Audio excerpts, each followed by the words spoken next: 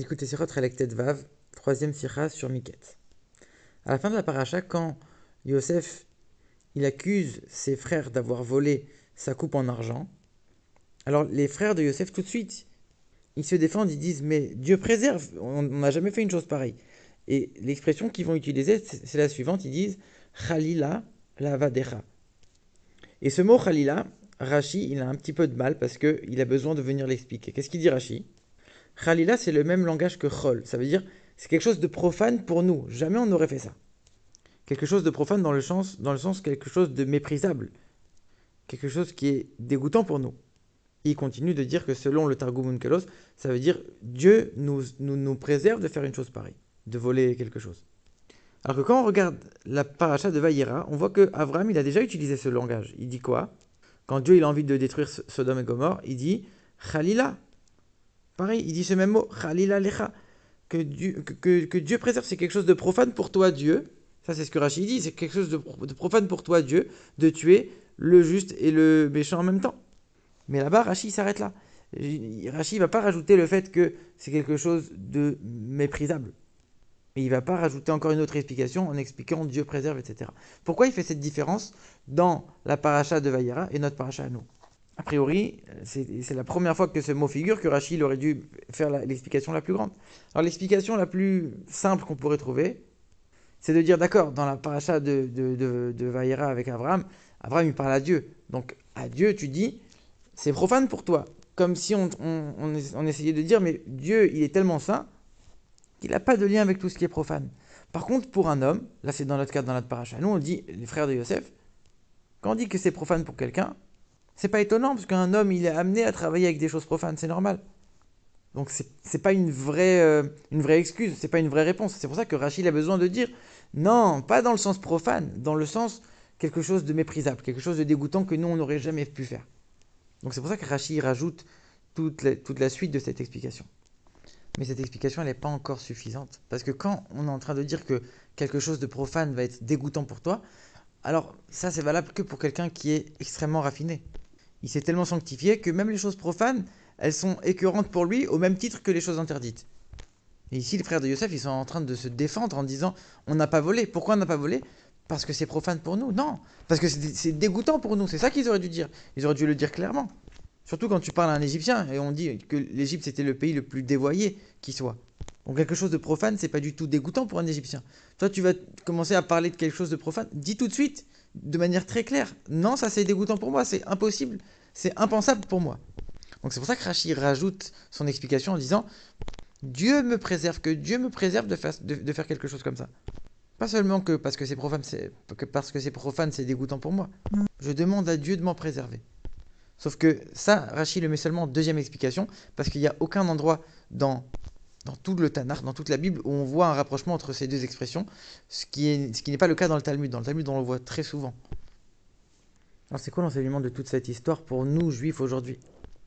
On doit bien comprendre que tout ce qui est raconté sur les tribus, les enfants de Yaakov, ça ne s'applique pas forcément à chaque juif, puisque chaque tribu, chaque enfant avait un caractère différent, avait des attributs différents. Et ce n'est pas tous les juifs qui ont pris tous les attributs de chacun. Alors que quand on parle de Abraham, Yitzhak et Yaakov, les trois patriarches, là, c'est les trois patriarches de chaque juif. Donc là, on doit prendre un enseignement pour tous. Ici, on est en train de dire que c'est quelque chose qui était inhérent à chaque tribu. Ils ont tous répondu d'une même voix. Donc là, ça concerne chaque juif. Chaque juif, il doit avoir ce message. De se dire, moi et la matérialité, moi et les choses profanes, c'est deux choses qui n'ont rien à voir. En tant que juif, je n'ai rien à voir avec les choses profanes, je n'ai rien à voir avec le matériel. J'en suis complètement séparé, c'est pas du tout ma nature. À tel point que même l'Égyptien qui va venir me voir, je vais lui répondre, mais moi, je n'ai pas de lien avec les choses profanes. Même lui, il le sait. Même lui, il reconnaît ça comme une évidence, tellement c'est quelque chose qui est devenu officiel et reconnu par tous.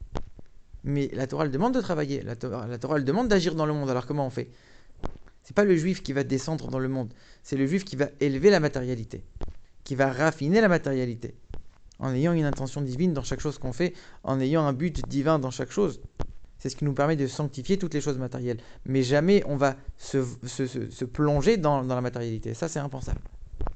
Et comment un juif il peut faire pour atteindre ce niveau-là? D'où un juif il a les forces d'atteindre ce niveau de raffinement spirituel. En vérité, le juif, il a cette force parce que, comme lui-même, c'est une étincelle de Dieu, une partie de Dieu, et que Dieu, il n'est jamais profane.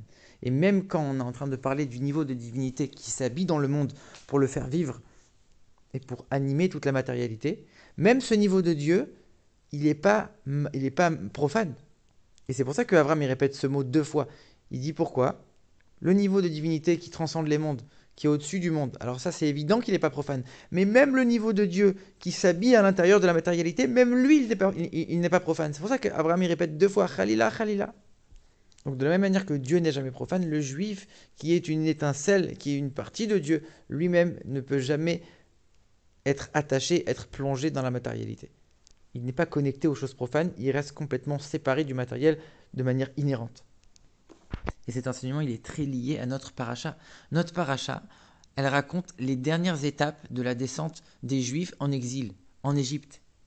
En vérité, c'est les dernières étapes de tout le processus qui va conduire les Juifs à descendre en exil, à être peu à peu asservis en Égypte. Et on sait que les Rébéim, ils ont toujours dit que le corps du Juif, il peut être en exil, mais l'âme du Juif, elle n'est jamais en exil. Et donc celui qui est en exil, c'est uniquement celui qui donne trop d'importance à son corps. Celui qui fait briller son âme plus que le corps et qui est attaché aux choses de l'âme, il ne sera jamais en exil. Le seul qui peut être en exil, c'est celui qui fait prévaloir toutes les choses du corps, toutes les choses matérielles. Mais quand un juif, pour lui, même quelque chose de profane, c'est impensable, au même titre que quelque chose d'interdit, comme on vient de le voir, et c'est pour ça qu'on raconte cette histoire maintenant, pour nous dire c'est ça l'enseignement, juste avant de descendre en exil, il faut se rappeler de cette idée.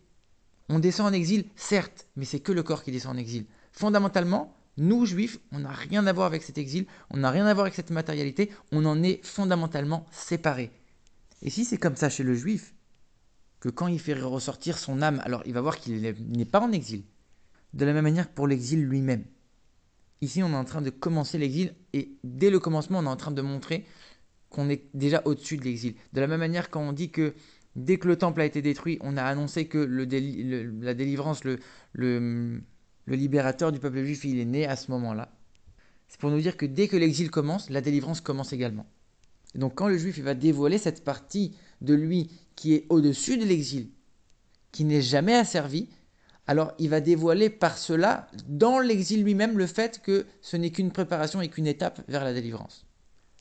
Pour prouver ça, le rabbi va s'attarder sur un autre commentaire, quelques versets plus loin de celui qu'on a vu. Rachid explique une règle de grammaire en hébreu.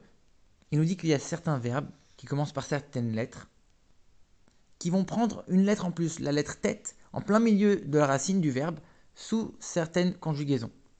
Et Rachid donne des exemples pour montrer, pour qu'on puisse comprendre un certain mot, le mot nitztadak, pour qu'on puisse le comprendre, Rachid explique toute la manière dont la grammaire va fonctionner dans ce cas-là. Et dans les exemples qu'il va donner, Rachid donne d'abord avec la lettre samer, après avec la lettre shin, et après il termine encore avec un autre exemple, le dernier, avec la lettre samer. Et là on ne comprend pas pourquoi il fait ressortir ce dernier exemple, au lieu de le mettre avec le reste de la liste. Samer, shin, et après un dernier exemple avec le samer. Pourquoi? Cet exemple, c'est Mistolel. C'est l'exemple où Moshe il parle au pharaon avant de sortir d'Égypte en disant « Tu refuses encore de faire sortir mon peuple ?» Et Rachid dit c'est la même racine que le mot « seloula », « lo seloula », un verset qui te dit « c'est un chemin qui n'a pas été tracé, qui n'a pas été préparé ». Et ce qui est étonnant, c'est que dans la source de ce mot-là, quand on regarde dans la paracha de Vaïra qui parle de Moshe et de Pharaon, Rachid n'utilise pas le même exemple. Rachid dit c'est comme Messila, un chemin. Il ne dit pas le verset entier, un chemin qui n'est pas tracé. Alors la réponse elle est claire. Dans notre paracha, on est en train de parler du début de l'exil. La paracha de Pharaon et de Moshe dans Vaïra, on parle de la fin de l'exil, juste avant de sortir d'Égypte. Quand c'est juste avant de sortir d'exil, tu vois déjà le chemin, il est déjà tout prêt, la voie elle est ouverte, tu vas sortir. Donc là, Rachid, il utilise quoi comme exemple? Un chemin qui est ouvert, qui est tracé. Quand tu es dans le début de l'exil, tu ne le vois pas encore forcément, toi tu vois les difficultés. Tu ne vois pas que finalement c'est juste une étape vers la délivrance. Que avec le début de l'exil, c'est aussi le début de la délivrance. Ça tu ne le vois pas encore. Donc l'exemple que Rachid il va citer, c'est un chemin qui n'est pas balisé, qui n'a pas été préparé. Parce que tu ne le vois pas encore. Malgré tout, ça reste un chemin. Ça reste, oui, une étape vers la délivrance. Et c'est pour ça que dans notre paracha, qui est le début de l'exil finalement, Rashi, il donne un exemple, il le sépare du reste pour montrer cet exemple-là. Et il parle de la fin de l'exil. On est au début, en vérité, on est déjà à la fin. On est déjà dans la délivrance.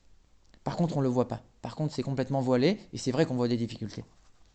Et quand un juif, il va toujours faire cet effort-là, de voir la profondeur de son âme, la profondeur de son cœur, qu'en vérité, il est complètement détaché de l'exil, il est au-dessus de l'exil.